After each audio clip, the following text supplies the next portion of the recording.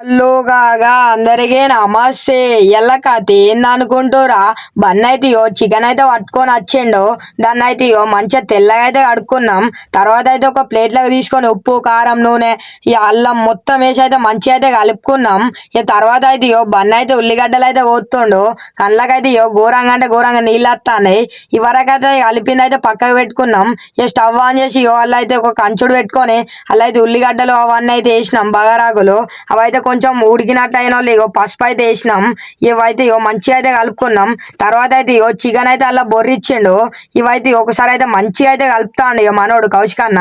ఇవైతే మంచి స్మెల్ రానాకైతే కొంచెం అయితే మసాలా అయితే వేసినాం. తర్వాత అయితే కొన్ని అయితే నీళ్లు పోసినాం సూప్ కూరకు. ఈ అన్నం అయితే పెట్టుకున్నాం కదా, అందుకనే ఈ చికెన్ మసాలా అవన్నీ అయితే వేసిండు. ఇక ఒక దిక్కు అయితే అన్నం అయితే పెట్టిండు. అన్నం కలుపుతాడు మంచిగా. ఈ అన్నం అయితే అయ్యేసింది భయ్య.